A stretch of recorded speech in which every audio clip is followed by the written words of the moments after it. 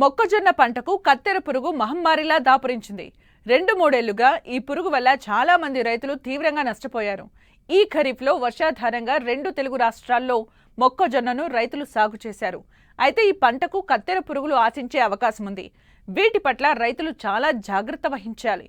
వీటి నివారణకు చేపట్టాల్సిన సమగ్ర సస్యరక్షణ చర్యల గురించి తెలియజేస్తున్నారు పాలెం కృషి విజ్ఞాన కేంద్రం శాస్త్రవేత్త శైల.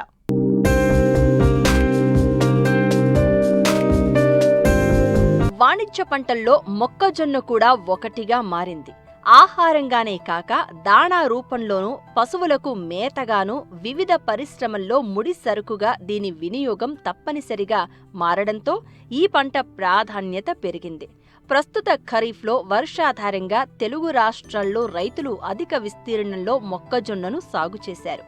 వివిధ ప్రాంతాల్లో 10 నుండి 30 రోజుల దశలో పంట ఉంది.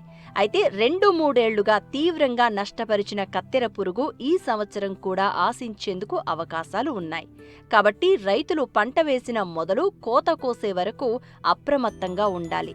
ఈ పురుగు ఉధృతిని గమనించినట్లయితే వెంటనే సస్యరక్షణ చర్యలు చేపడితే మంచి దిగుబడులను తీసేందుకు ఆస్కారం ఉంటుందని చెప్తున్నారు పాలెం కృషి విజ్ఞాన కేంద్రం శాస్త్రవేత్త శైల. మొక్కజొన్న అనేది ఆహార ధాన్య పంటల్లో ప్రధానమైనటువంటి పంట. ప్రస్తుతము నాగర్ కర్నూలు జిల్లాలో ఇది 15 నుంచి 20 రోజుల దశలో ఉంది. అయితే మొక్కజొన్నలో గమనించేటువంటి ప్రధాన సమస్య చూసుకున్నట్లయితే అది కత్తెర పురుగు. అయితే ఈ కత్తెర పురుగు యొక్క గురించి మనం కొంచెం చూసుకున్నట్లయితే తల్లి పురుగులు, రెక్కల పురుగులు సుమారుగా 1500 నుంచి 2000 గుడ్లను గుంపులుగా పెడుతుంది. ఒక గుంపులో సుమారుగా 150 నుంచి 200 గుడ్ల సముదాయం ఉంటుంది. ఈ గుడ్ల నుంచి బయటికి వచ్చినటువంటి పుల్ల పురుగులు ఏవైతే ఉంటాయో ఆకుపచ్చ రంగులో ఉండి, చిన్నగా ఉండి, నల్లటి తనం కలిగి ఉంటాయి. అయితే ఈ పురుగులు మొదటగా ఆకుపైన పత్రహరితాన్ని గోకి తినడం వల్ల మొదటగా జల్లడాకులు ఏర్పడతాయి. ఆ తర్వాత దశల్లో ఆ లార్వా ఎదుగుతూ ఆకులపైన పెద్ద పెద్ద రంధ్రాలని చేసుకుంటా వెళ్తుంది. ఇది సుడిని ఆశిస్తుంది. సుడిని కత్తిరించడము, కాండాన్ని కత్తిరించడము, అంతేకాకుండా ఆకుల్ని కత్తిరించడము మనం గమనిస్తాము. ఇది పంట యొక్క అన్ని దశల్లో, చివరగా కంకిలో కూడా దీని యొక్క ఉధృతి ఇది ఆశించి నష్టాన్ని తీసుకొని వస్తున్నట్టు మనం గమనించవచ్చు. అయితే ఇది సుమారుగా తన జీవిత చక్రాన్ని 30 నుంచి 60 రోజుల్లో కాలాన్ని బట్టి పూర్తి చేసుకుంటుంది. లార్వా దశ అయితే సుమారుగా 30 రోజులు, 21 రోజు నుంచి 30 రోజులు. ఆ తర్వాత ప్యూపా దశ ఒక 2 వారాలు. ఆ తర్వాత రెక్కల పురుగు ఒక 21 రోజు వరకు అది బ్రతుకుతుంది.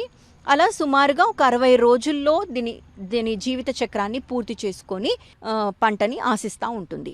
ఈ యొక్క కత్తెర పురుగును మనము 3 దశలుగా దీన్ని నివారిస్తాము. మొదటగా పంట 30 రోజుల దశలో, ఆ తర్వాత 30 నుంచి 60 రోజులు, ఆ తర్వాత 60 నుంచి ఇక చివరి వరకు మనము వివిధ దశల్లో మనము ఈ యాజమాన్య పద్ధతుల్ని చేపట్టాలి. మొదటి దశలో చూసుకున్నట్లయితే ఈ కత్తెర పురుగు 15 రోజుల నుంచే దీని ఉధృతి అనేది మనకు గమనిస్తూ ఉంటాం.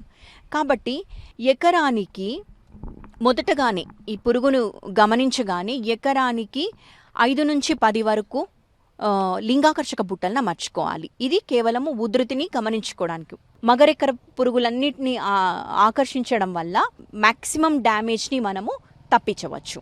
ఇక అంతేకాకుండా ఈ గుడ్ల సముదాయాన్ని పంట మొదటి దశలోనే ఈ గుడ్ల సముదాయాన్ని, చిన్న చిన్న లార్వాలని గమనించిన వెంటనే వేప నూనె 5% అంటే అజాడిరక్టిన్ 1500 ppmని పిచికారీ చేసుకున్నట్లయితే గుడ్లు పొదగకుండా చేస్తాయి. ఒకవేళ పొదిగినా అవి సరిగ్గా ఎదగవన్నమాట. ఇలా మనం కొంతవరకు దీన్ని నివారించవచ్చు. ఇక ఆ తర్వాత ఉధృతిని బట్టి మనము సుడుల్లో, ముఖ్యంగా ఈ లార్వా అనేది, ఈ పిల్ల పురుగు అనేది మొక్క యొక్క సుడుల్లో ఎక్కువగా గమనిస్తూ ఉంటాం. కాబట్టి గమనించిన వెంటనే ఎమామెక్టిన్ బెంజోయేట్ 0.4 గ్రాములు, లేదు అనంటే స్పైనోసాడ్ 0.3 మిల్లీలీటర్లు, లేదంటే కొరాజిన్ క్లోరాంట్రనిలీప్రోలు 0.3 మిల్లీలీటర్లు, లేదంటే స్పైనటోరము 0.9 మిల్లీలీటర్లు చూసుకొని ఉధృతిని బట్టి మార్చి పిచికారీ చేసుకోవాలి. ఇక ఈ కత్తెర పురుగు లద్దె పురుగు జాతికి సంబంధించింది కాబట్టి ఈ లద్దె పురుగులకు విషపు ఎరలు, ముఖ్యంగా ఎదిగినటువంటి లార్వాలకు ఇవి బాగా పనిచేస్తాయి. ఈ విషపు ఎరను తయారు చేసుకోవడానికి 10 కిలోల వరి తవుడు, 2 కిలోల బెల్లము నీళ్ళల్లో నానబెట్టుకొని వాటిని కొంత కలుపుకొని రాత్రంతా ఒక 48 గంటలు దాన్ని పులియబెట్టాలి. ఆ తర్వాత ఎప్పుడైతే వాడతామో దాని ముందు 100 గ్రాముల థయోడికార్బ్ అనేటువంటి మందును కలుపుకొని ముద్దలుగా చేసుకొని సుడుల్లో వేసుకుంటే ఈ ఎదిగిన లార్వాలని సమర్థవంతంగా నివారించవచ్చు. ఇక 60 రోజుల తర్వాత చూసుకున్నట్లయితే మొక్క బాగా ఎదిగి ఆ సుడుల్లో పిచికారీ చేసుకోవడం అనేది చాలా సమస్యగా మారుతుంది. ఇంకా అంతేకాకుండా ఎప్పుడైతే ఈ టాజిల్స్ పూత వచ్చిన తర్వాత మొక్కకి ఆల్రెడీ తట్టుకునేటువంటి శక్తి వస్తుంది. మనం మొదటి 60 రోజుల్లోనే సమర్థవంతంగా ఈ కత్తెర పురుగుని కనుక నివారించుకున్నట్లయితే రైతు సోదరులు మంచి దిగుబడులను సాధించేటువంటి అవకాశం ఉంది.